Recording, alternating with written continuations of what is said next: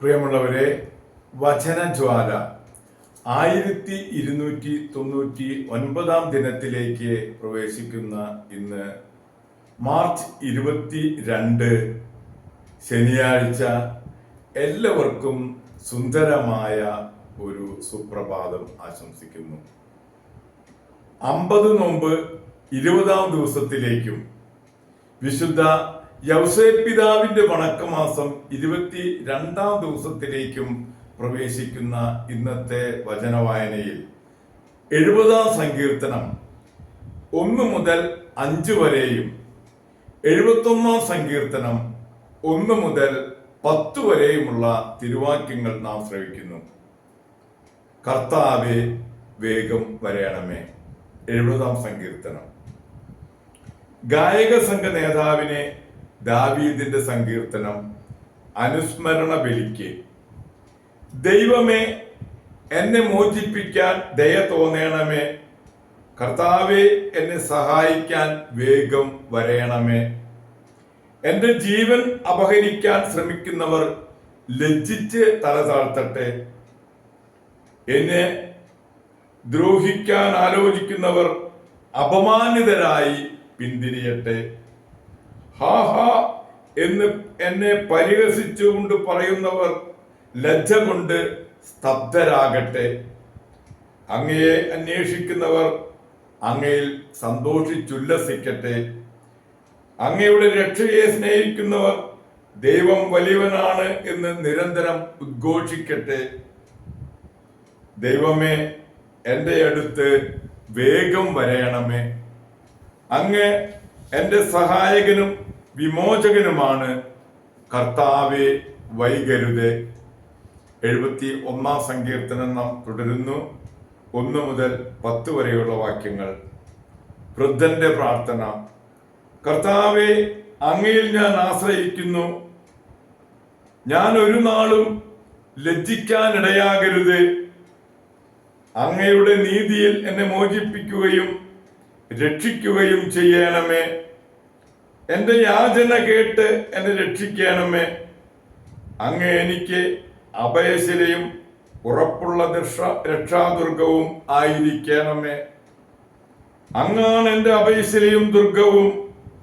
എന്റെ ദൈവമേ, ദുഷ്ടന്റെ കയ്യിൽ നിന്ന്, നീതികെട്ട ക്രൂരന്റെ പിടിയിൽ നിന്ന് എന്നെ വിടുവിക്കണമേ. കർത്താവേ, അങ്ങാണ് എന്റെ പ്രത്യാശ.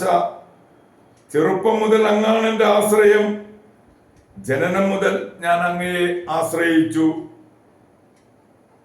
മാതാവിന്റെ ഉദരത്തിൽ നിന്ന് അങ്ങാണ് എന്നെ എടുത്തത്. ഞാൻ എപ്പോഴും അങ്ങയെ സ്തുതിക്കുന്നു.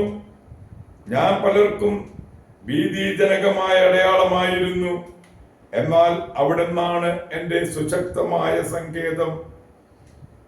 എന്റെ ആദരങ്ങൾ സദാ അങ്ങയെ സ്തുതിക്കുന്നു. അങ്ങയുടെ മഹത്വം പ്രഘോഷിക്കുന്നു. വാർദ്ധക്യത്തിൽ എന്നെ തള്ളിക്കളയരുത്. ബലം ക്ഷയിക്കുമ്പോൾ എന്നെ ഉപേക്ഷിക്കരുത്. എന്റെ ശത്രുക്കൾ എന്നെ പറ്റി സംസാരിക്കുന്നു. എന്റെ ജീവനെ വേട്ടയാടുന്നവർ കൂടിയാലോചിക്കുന്നു. ദൈവത്തിന്റെ തിരുവചനമാണ് നാം ശ്രവിച്ചത്. പ്രിയമുള്ളവരെ, ആഗോള കത്തോലിക്ക സഭയിൽ ഇന്ന് വിശുദ്ധ സക്കറിയാസ് മാർപ്പാപ്പയെ അനുസ്മരിക്കുന്ന ദിവസമാണ്. യൂറോപ്പിന്റെ സമുദ്ധാരണത്തിന് അത്യധികം അധ്വാനിച്ചിട്ടുള്ള സക്കറിയാസ് പാപ്പ ഇറ്റലിയിൽ കലാബ്രിയ എന്ന പ്രദേശത്തെ ഗ്രീക്ക് മാതാപിതാക്കളിൽ നിന്ന് ജനിച്ചു. മാർപ്പാപ്പയായ ശേഷം 11 കൊല്ലം കൊണ്ട് ചെയ്തു തീർത്ത കാര്യങ്ങൾ അദ്ദേഹത്തിന്റെ തീക്ഷ്ണതയും അധ്വാനശീലവും നിതരാം സുവ്യക്തമാക്കുന്നുണ്ട്.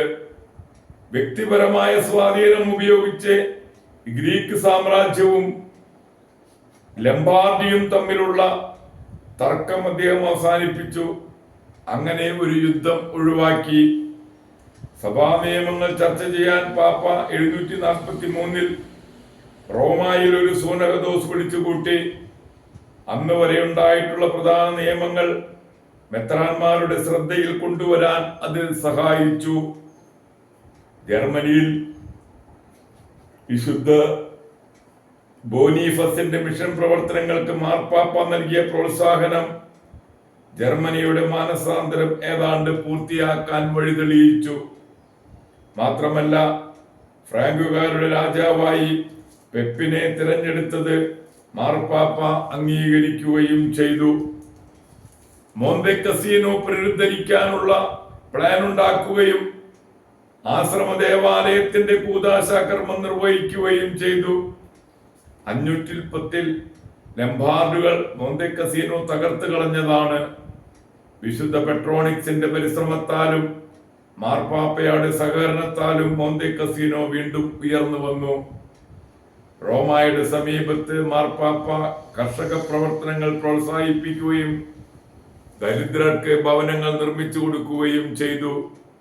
ഈ ദൃശ്യാധ്വാനങ്ങളുടെ ഇടയ്ക്ക് മഹാനായ വിശുദ്ധ ഗ്രിഗറിയുടെ സംഭാഷണങ്ങൾ എന്ന ഗ്രന്ഥം ഗ്രീക്കിലേക്ക് വിവർത്തനം ചെയ്തു. സംഭവബഹുലമായ ഈ ജീവിതം സഭാതലവിന് വിശുദ്ധ പദപ്രാപ്തിക്ക് പ്രതിബദ്ധമായില്ല. പ്രവർത്തിക്കുന്നതിനോടൊപ്പം പ്രാർത്ഥിക്കുന്നവരാണ് വിശുദ്ധരാവുക.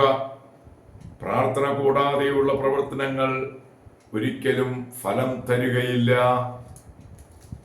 നമുക്ക് പ്രത്യേകമായി ഇന്നത്തെ ഈ ദിവസം വിശുദ്ധ സക്കറിയാസ് മാർപ്പാപ്പയുടെ മധ്യസ്ഥം യാചിച്ച് ദൈവത്തിന് സമർപ്പിക്കാം.